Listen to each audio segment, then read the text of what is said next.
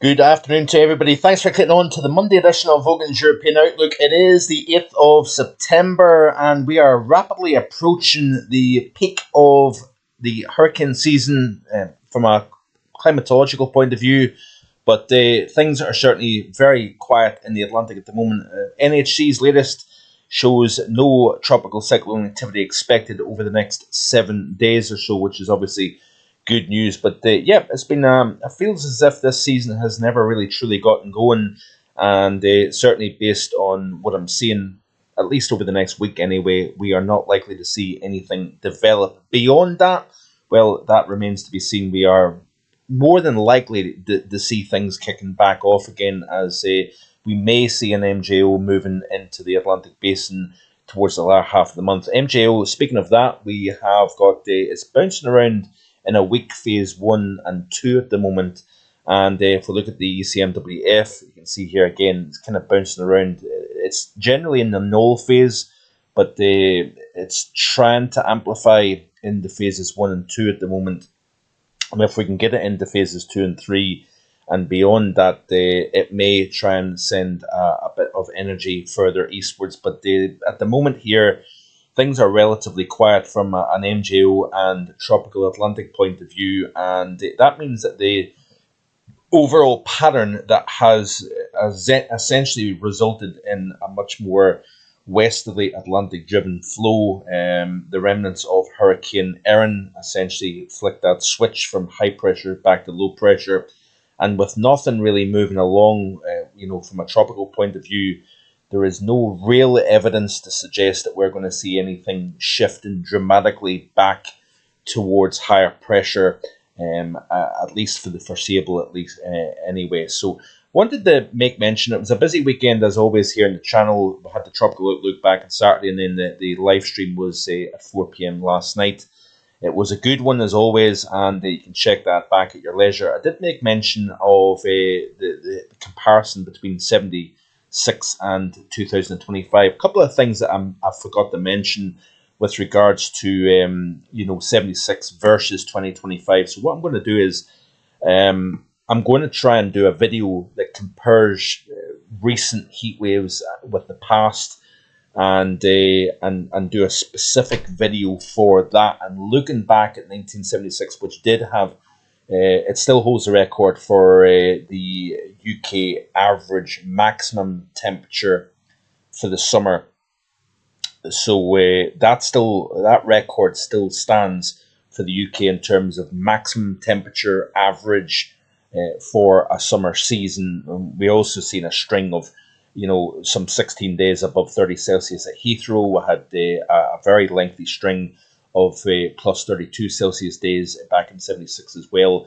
And, that is where there is a big difference in terms of the extremity of the heat that was seen back then versus 2025. And even, heat waves in the last decade or two have been more impressive than what we've seen during 2025. Like I said in yesterday's video, it was the persistency, the longevity of warmer than average, and particularly so the warm nights. But interestingly enough, what's a kind of counterbalance to this is the fact that I don't remember us having that many tropical nights, maybe 3, 4 at the most. Nowhere near as much as what was seen back in 76 and other heat waves, 2019, 2022. We've seen a lot more tropical nights than what we did in 2025. The exact reasons for that, I'm not entirely sure. Maybe the dry ground, drier atmosphere allowed the temperatures, albeit, yes, it was warmer than average, but it didn't allow the temperatures to hold up just quite as warm as in times gone by. You can let me know in the comments section below what you think about that. But I will try and do a specific video comparing 2025 with past heat waves, including 1976. So stay tuned for that. All the more reason to hit that subscribe button if you haven't already done so and you want to know what is said in that video. This is the latest visible satellite. We've cleaned things out. There's the frontal system that was stuck over us yesterday, bringing, yes, warm, muggy conditions across many areas of the UK. We did push the mid-20s, even around the Murray Coast area, down into the southeast of England. We've seen high 20s yet again. That frontal system is now edging into through the Low Countries and into parts of Western Germany, western portions of Denmark, as well as clipping the Norwegian coastline as well. We're in fresher westerly conditions today, and plenty of sunshine, and temperatures not too bad, really. If we look at the European temperatures currently, we're still seeing temperatures in the mid-20s, northern portions of France, into the Low Countries, into Germany, Denmark, southern portions of Sweden as well. But you can see the drop in temperature across the UK as well as Ireland, thanks to the winds shift from south to west. And you can see the difference here. Again, we're still holding on to some residual summer warmth across Iberia, across the Balkans, into Greece, Turkey. That is pretty typical for early September, but it doesn't look as if there's any major heat coming in the foreseeable future. So this could be perhaps one of the slightly fresher Septembers in recent years, and that would be something that would be watching and even considering in the upcoming winter forecast as well. Typically, warm Septembers don't necessarily bode particularly well for cold winters that follow. More on that coming up. But you can see here, 18, 19, 20 Celsius, not too bad really, with that westerly flow. Again, with a warmer than average water temperature surrounding the UK, that's probably helping the temperatures warmer than what they would be with a westerly flow at this time of the year. And you can see here temperatures in the low 20s widely across the southeast of the country. So this is the current situation here of the ECMWF model. We've got this little break in the weather across much of the UK and Ireland today. We've got an area of low pressure just to the south of Iceland. We've got this split jet going on at the moment, but we've got systems that are developing here between that current low south of Iceland and the ridge over the Azores here, over that very widespread subtropical Atlantic region dominated by high pressure. That is very typical at this time of the year as well. But you can see here weather systems that run in, particularly so across the south of Ireland and the UK here. It seems to peter out slightly due to higher pressure further east. We've got a pretty strong 1032 high over Russia, if you can see here. And then there's basically systems queuing up in that westerly regime, moving into the west of Europe here. And that is going to be a continued story right the way through this week and beyond here. This is, by the time we reach the end of the week here, again, features just running that westerly flow between the high and the low.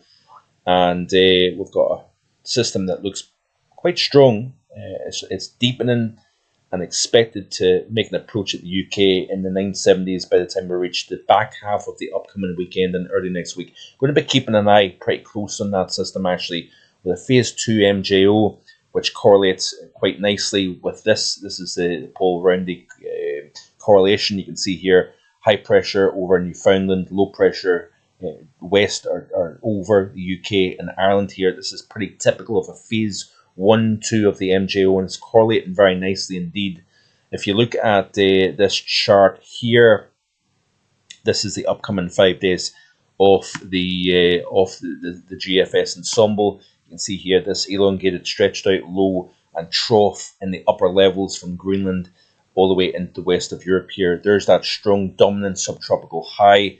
It's over the Atlantic, very westerly driven flow, and that is very typical of essentially an MJO stuck over the Indian Ocean. We can have storms in a Phase 2 in particular, especially once you get deeper into the autumn time and then into the winter time. When you've got an amplified Phase 2 and 3, you typically find stormy weather for the west of Europe here. Not necessarily stormy as such at the moment, but we're going to keep an eye on that system that is expected to move in as we progress towards the weekend and into early next week here. Still a long way off, but look at this here. It doesn't get much more westerly than this, does it? This is the day 4 through 8, which is the 11th through the 16th of September, getting into the middle portions of the month, and we've got very, very westerly driven flow into western areas of Europe here at the moment. Continue to play through. See here this continuation. This is the 6 through 10 day period. and very much a trough, a low over high setup here. If we look at the UK or Europe specifically, let's have a look and see what the model is suggesting here in terms of precip. So just bear with a second here. So this is the upcoming 7-day period. Again, generally the wettest areas are west facing of Ireland and the UK, as well as Scandinavia as well. And then if we play through this loop, you can see here that the wet signal remains in place through the 11th and the 18th of September. And then something a little bit drier showing up towards the back half of this month. So we'll keep an eye on that quite closely. In terms of the temperature anomalies, this is how things are looking. So this is the upcoming 5-day period, cooler than average. The 11 or 6 through 10 is generally average to below average. And then the 11 to 15 day, we're seeing a little bit of a recovery showing up in terms of the modelling. Let's have a quick look. How did the month start off? I showed this in yesterday's live, but I want to just get a quick update in terms of the anomaly here, month to date, because I have got an average to slightly below average September, slightly wet than average September. Look at the United States here for the first 8 days of September. That's a very cool beginning to September across the heart of the United States. Very hot, it has to be said, across the Pacific Northwest and particularly up in the British Columbia, where we've tied the Canadian record for the month of September. This is how Europe's looking. So we are actually running above average, which is interesting. But given the cool signal of the GFS ensemble through the next few weeks, it'll be interesting to see if we can chip away at this warmer than average anomaly here. I want to also draw your attention here. I've obviously showed you there's nothing really showing up in the models for the next 7 days, at least anyway. NHC doesn't have any threat of anything. There's the big strong area. So we're looking at over the Atlantic. There's North America, United States, Canada. Then on the other side of the chart, you can see here at the edge, UK and Ireland. I want to draw your attention here. If we play through this loop, you can see systems coming off Africa, as is typically the case, but it's less robust than what you would expect for this time of the year, coming off Africa, moving out into the Atlantic here with a lot of dry air in place. There was nothing really developing, nothing really popping, so to speak. But look at how the energy is running around. We've got a few systems, just, areas of low pressure rather than anything tropical, running around the western flank of the high, which is focused more over the Azores as opposed to Bermuda, which is interesting.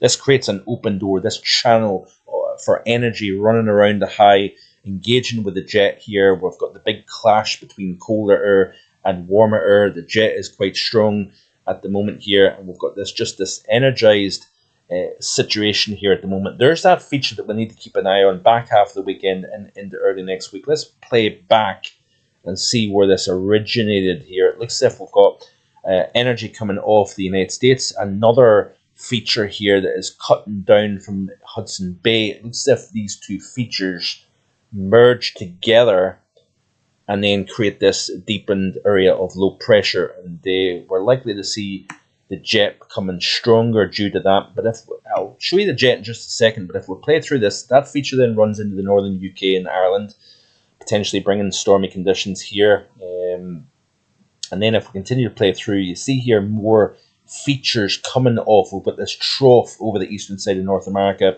We've got areas of low pressure that are developing here at this kind of southeastern region of the trough here. So the jet here is coming off North America.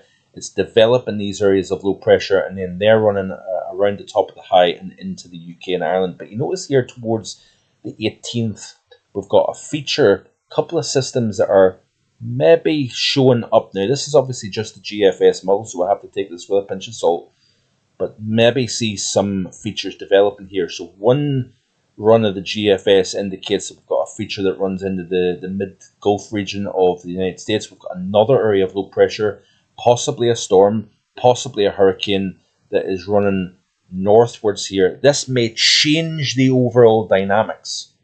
Look at the UK pattern here by the time we reach Sunday the 21st of September. Look at how that area of low pressure, likely a tropical system, that energy is then pushing northwards towards Greenland and forcing a change in the pattern over the UK and Ireland. And this is exactly why this time of the year can be very, very complicated in terms of being able to pinpoint things. But look at this here, very different story altogether. The system isn't running in an easterly track towards the UK and Ireland. It's actually running northwards here, and that would allow high pressure to build over the UK and Ireland here. This is a long way off, and it's only one operational run. This chops and changes all on a daily basis here. But nevertheless, interesting to see. We've got a hurricane off the west coast of Mexico. You've also got a feature that is developing here. So it looks as if activity may be trying to ramp up towards the second week, third and fourth week of September. That's what I meant to say here. The third and fourth week of September, it looks as if we may see a change in the regime. But like I say, it's a very long way off. I want to just quickly show you the jet stream here. So let's have a look at the GFS ensemble. Look at the jet winds, 200 millibars. Skip back.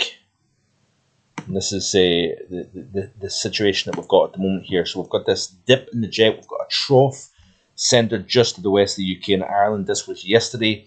Southerly winds, warm, moisture lifting north here. There's that jet, quite energetic at the moment here, running across the Atlantic here, and then we continue to see these jet stream winds, very flat, very zonal, and it's really as we move towards the latter half of the weekend, an area of low pressure that may move from the warm side, the southern side of the jet, into the cold north side of the jet. That's something that we need to watch, but there's nothing really standing out, but definitely a strong jet nonetheless. So anyway, I think I've spoken long enough. You get the overall idea here. Certainly a cyclonic pattern over the next week to 10 days, but we'll watch and see what happens if the Atlantic becomes a little bit more active in terms of the tropics. Maybe we get a bit of a regime change in the tropics that change the pattern from anticyclonic to cyclonic. Maybe the same source may actually change it yet again from cyclonic back to anticyclonic. So that'll be something to keep a close eye on, I think, as we go through the next week or so here. So stay tuned, leave a comment, and hit that subscribe button. I would be greatly appreciative of that. Enjoy the rest of your Monday, and I'll see you tomorrow, all being well, with more. Bye for now.